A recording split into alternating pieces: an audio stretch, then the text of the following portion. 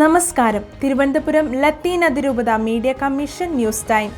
പ്രധാന വാർത്തകൾ.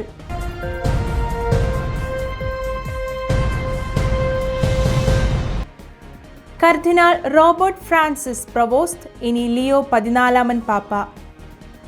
ആഗോള കത്തോലിക്ക സഭയ്ക്ക് പുതിയ ഇടയൻ. യുഎസിൽ നിന്നുള്ള കർദിനാൾ റോബർട്ട് ഫ്രാൻസിസ് പ്രവസ്തയെ പുതിയ പാപ്പയെ തിരഞ്ഞെടുത്തു. ഇദ്ദേഹം ഇനി ലിയോ 14 പാപ്പ എന്നറിയപ്പെടും.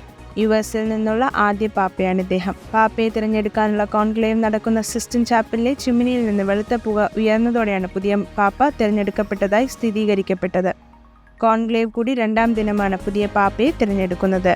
തിരഞ്ഞെടുക്കപ്പെട്ടതിന് പിന്നാലെ പുതിയ പാപ്പ സ്ഥാനവസ്ത്രങ്ങളണിഞ്ഞ് സെയിന്റ് പീറ്റേഴ്സ് ബസിലിക്കയുടെ ബാൽക്കണിയിലെത്തി വിശ്വാസികളെ അഭിസംബോധന ചെയ്തു. പുതിയതുറ കൊച്ചെടുത്ത തീർത്ഥാടന ദീപാലയത്തിൽ നവവൈദികർ നേതൃത്വം നൽകുന്ന കൃതജ്ഞത ദിന ദിവ്യബലി മെയ് 11 ഞായറാഴ്ച. പുതിയതുറ കൊച്ചെടുത്ത വിശുദ്ധ ഗീവർഗീസ് സഹദായുടെ വജ്രജൂബിലി തീർത്ഥാടനം മെയ് 4 ഞായറാഴ്ച സമാപിച്ചു. പൊന്തിഫിക്കൽ ദിവ്യബലി തിരുവനന്തപുരം ലത്തീൻ അതിരൂപത മെത്രാപ്പോലിത്ത most reverend doctor Thomas J Netto മുഖ്യ കാർമ്മികത്വം വഹിച്ചു. ഇടവകയിൽ നിന്നും ദൈവവിളി സ്വീകരിച്ച് സന്യസ്തരെയും വൈദികരുടെയും സംഗമം നടത്തി. അതുപോലെ മുൻകാലങ്ങളിൽ സേവനമനുഷ്ഠിച്ച വികാരിമാർക്കും സഹവികാരിമാർക്കും നന്ദി അർപ്പിച്ചു.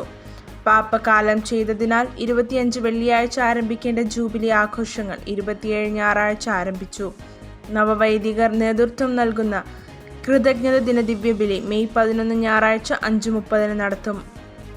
പേട്ട ഫെറോനയിൽ സാമൂഹ്യ ശുശ്രൂഷ വാർഷികം ആഘോഷിച്ചു. പേട്ട ഫെറോന സാമൂഹ്യ ശുശ്രൂഷ സമിതി 2024-25 വാർഷിക സംഗമം Vikas Nagar Saint Joseph church parish ഹാളിൽ വെച്ച് സംഘടിപ്പിച്ചു. SHG, KLM, പ്രവാസി ഫോറം, ചൈൽഡ് പാർലമെന്റ്, വയോജന ഫോറം തുടങ്ങിയ സമിതികൾ സംയുക്തമായി നടത്തിയ വാർഷിക സംഗമത്തിൽ കോർഡിനേറ്റർ ഫാദർ പോൾ പഴങ്ങാട് അധ്യക്ഷത വഹിച്ചു. അതിരൂപത ഡയറക്ടർ ഫാദർ ആഷ്ലിൻ ജോസ് ഉദ്ഘാടനം ചെയ്ത സംഗമത്തിൽ ഫാദർ നിതിൻ തോമസ്, ഫെറോന സെക്രട്ടറി ശ്രീമതി ത്രേസ്യ, കോർഡിനേറ്റർ എബി മാത്യു, ഫെറോന ട്രഷറർ ശ്രീമതി സിന്ധു റജി, കരുതൽ ടീം അംഗവും ആരോഗ്യകാര്യ കമ്മീഷൻ അംഗം ഡോക്ടർ സതീഷ് എന്നിവരും സന്നിഹിതരായിരുന്നു.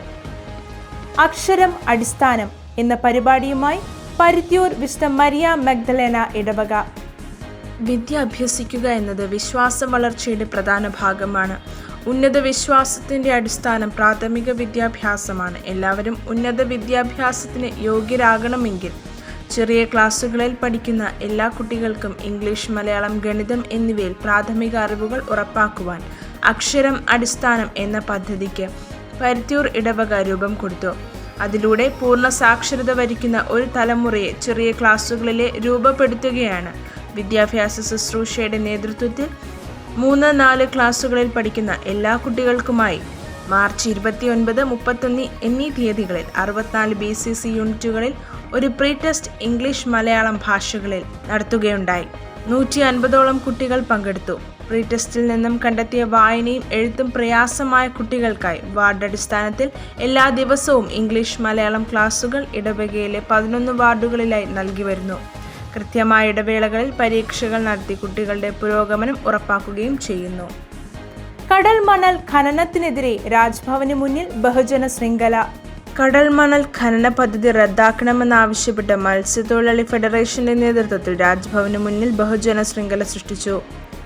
AITUC സംസ്ഥാന ജനറൽ സെക്രട്ടറി KP രാജേന്ദ്രൻ ഉദ്ഘാടനം ചെയ്തു. മുതലപ്പുഴയിൽ മുടങ്ങിക്കിടന്ന മണൽ ഖനന ഡ്രഡ്ജിങ്ങിന്റെ 1ാം ഘട്ടം ആരംഭിച്ചു. മുതലപ്പുഴയിൽ ചന്ദ്രഗിരി ഡ്രഡ്ജിംഗ് ആരംഭിച്ചു. മുടങ്ങിക്കിടന്ന ഡ്രഡ്ജിംഗ് ആരംഭിച്ചതോടെ മത്സ്യത്തൊഴിലാളികളുടെ ആശങ്കകൾക്ക് വിരാമമായിരിക്കുകയാണ്. ഡ്രഡ്ജിങ്ങിന്റെ ആദ്യഘട്ടത്തിൽ അഴിമുഖത്തെ 20 മീറ്റർ വീതിയിലും 5 മീറ്റർ താഴ്ചയിലുമാണ് ഡ്രഡ്ജിംഗ് നടത്തുന്നത്. ഡ്രഡ്ജിംഗ് ചെയ്യേണ്ട സ്ഥലം ഹാർബർ എഞ്ചിനീയറിംഗ് വകുപ്പ് മാർക്ക് ചെയ്ത് ഡ്രഡ്ജിംഗ് പ്രതിനിധികൾക്ക് നൽകിയിട്ടുണ്ട്.